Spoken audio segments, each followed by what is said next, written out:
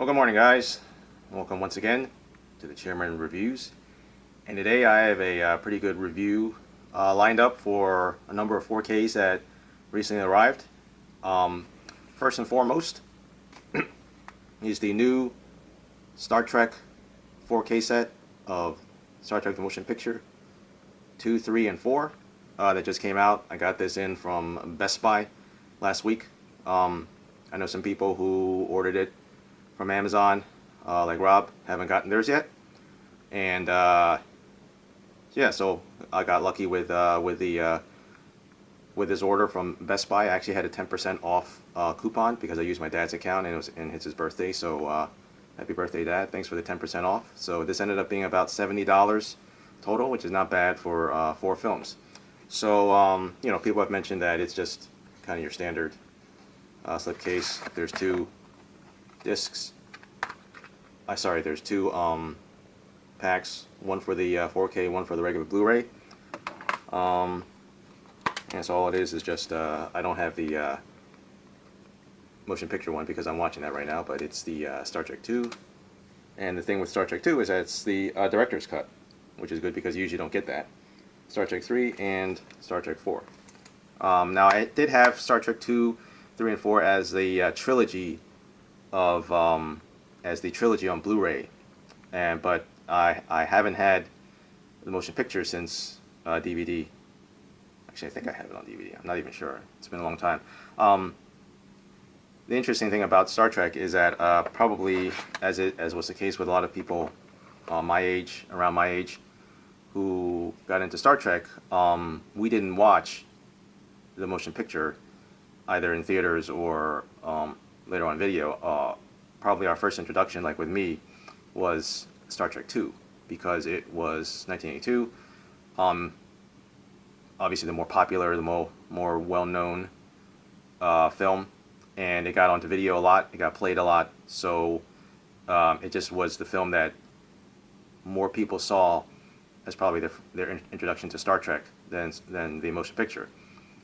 And as was the case with me, I started with the films first. And I don't even remember when the first time was that I saw the original series. I did not watch the original series on TV probably until after The Next Generation came out. And I was obviously avidly following Star Trek, the films, after Star Trek 2. I didn't watch Star Trek 3 in the theaters, but I did probably watch it soon afterwards. And I did watch Star Trek 4 in the theater. It was my first Star Trek film in the theater. And then the news came out that The Next Generation was in development. It was being produced. I followed that as best I could through newspaper articles, and I watched The Next Generation pretty much from day one, essentially. I don't know what was the first day that it premiered here because it was on syndication. So whatever date it appeared was not the same as it was in other markets and other areas with different stations. Everything was different. It wasn't on a network where it started at a specified time. So I probably did start to watch the original series afterwards, and obviously I have Next Generation on the Blu-ray set. I have the original series, the remastered, revised, the visual effects revised version. So I've only put in the motion picture, and so far the motion picture's 4K visual quality is kind of hit or miss. It's probably due to the fact that the film was rushed into release. The effects were unfinished, as we all know, because they are working on the director's edition, which is going to be coming out next year. And so there are a lot of shots, especially when there's effects involved, that don't look great, that are very grainy, obviously of a lower quality. So, like for example, in an earlier shot where you're inside the Epsilon 9 and they're looking at a view screen, and it becomes really really grainy, like there was some kind of optical printing going on. And then in the scenes on Vulcan when Spock is going to Kolinahr, just like other people have mentioned, like Rob has mentioned, it does look way redder. Now I'm nowhere near as familiar with the motion picture as are other people. obviously I've watched it many times, but nowhere near as much as the other Star Trek films. But just to my impression, it does look way grainier. Obviously, there's a lot of a compositing going on. There's some matte painting going on, things like that, rear projection. I'm sure they weren't totally filming on a Vulcan set because the scene only lasts a few minutes, but it's obvious that it's obviously that there's a reddening going on there, and I'm hoping that that will be addressed or corrected in the director's edition. So I think a lot of the issues with perhaps the visual quality with the motion picture theatrical cut are going to be tempered by the fact that we know that we're getting a more ideal, a more preferable version in the director's edition. Like, say for example, I was just on my bike watching through about 2/3 of the way through, so apologies for my sweatiness here, but like there's one shot where the feature sends a probe in that takes Ilea, and all of a sudden the quality just drops like a lot. But then as soon as the probe goes away, it goes back to like normal high quality 4K. So clearly when that was happening, they were having to do some, I don't know, rotoscoping, or obviously they were printing it, so which dropped the quality a lot. And I'm really looking forward then to the restored scenes and how they look, because we know that we have a whole separate team working just on the visual effects, the restoration of the visual effects for the motion picture director's edition. So yeah, any complaints, any issues, I think with the motion picture, I think we have to just accept that it kind of is what it is, not to get too worried about it, because we have the 3 other films, and as far as I know, these are Paramount's final versions of these films in 4K. So looking forward to watching the rest of them, 2, 3, and 4. I've seen some reviews saying that 3 is probably the worst, or I guess the least good looking of the rest of the 3, with Star Trek 4 probably looking the best, and 2 kind of head and head. We'll see. But anyway, so that's Star Trek. And then I also got in quite a haul from Zavvi. They had a 3 for $40 deal, and so I got Venom, I got Mad Max Fury Road, I got Red Sparrow with Jennifer Lawrence, Passengers with Chris Pratt and Jennifer Lawrence, Blade Runner 2049, and Christopher Nolan's The Prestige, or as Michael Caine says, The Prestige.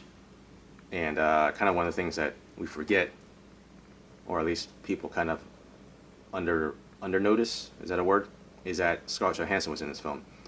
And this was the film that Nolan directed after Batman Begins, so relatively early in Scarlett Johansson's acting career, and she obviously has a supporting role to that of Hugh Jackman and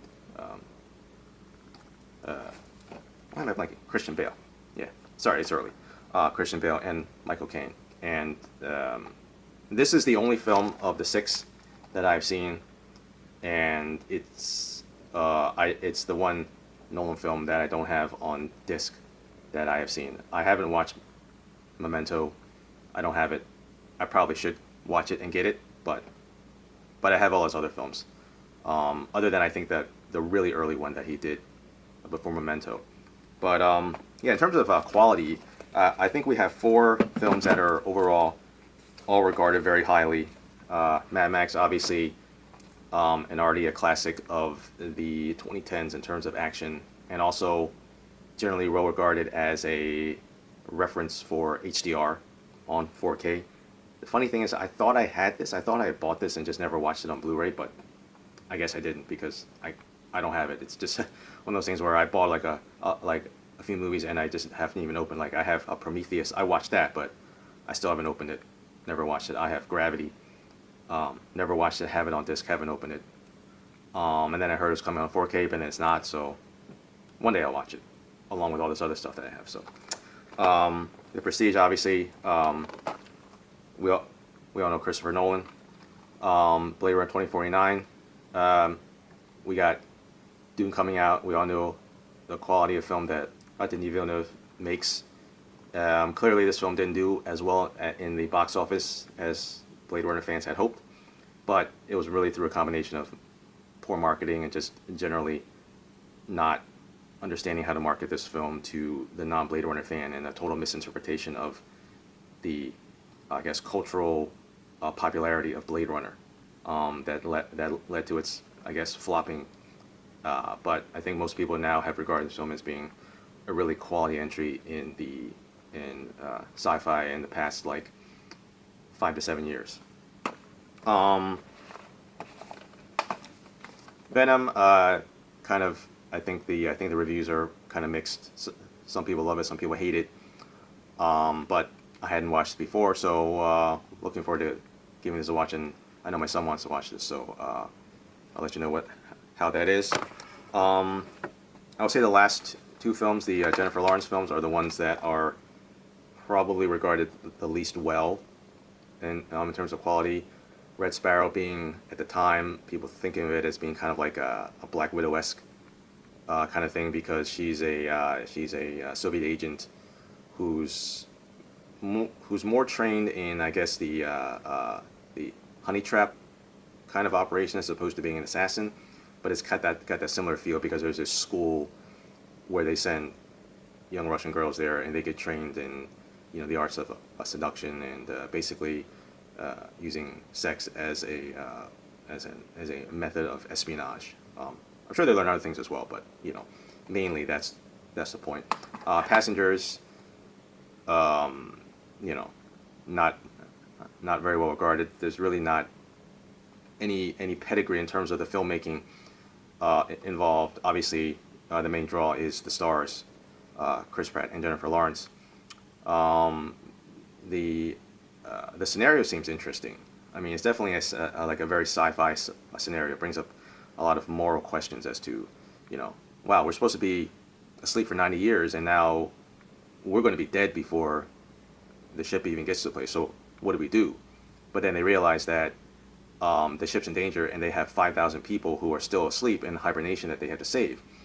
So it's kind of a case of like, okay, we have to kind of sacrifice our own lives to save these other people. At least that's the impression I'm getting from what I've heard. I mean, it could be totally different, but I don't think I'm spoiling anything. This is just what I've heard of what the movie is about. But the one thing that I have heard is that this film was a 6K digital intermediate, and so therefore it's one of the few cases where the digital media is actually of higher quality than the disc. So it should look great. So that's what I'm looking forward to, is how this looks on 4K. I'm not sure why they made this as a 6K DI, but whatever. It's just a benefit for us in terms of getting a really good quality, or at least hopefully a really high quality looking 4K presentation. So I'll let you know about that as well. But anyway, I did get something in vinyl, and this is the late great British cellist Jacqueline du Pré performing Haydn's Cello Concerto in C and Boccherini's Cello Concerto in B flat, conducted by her then husband Daniel Barenboim and the English Chamber Orchestra.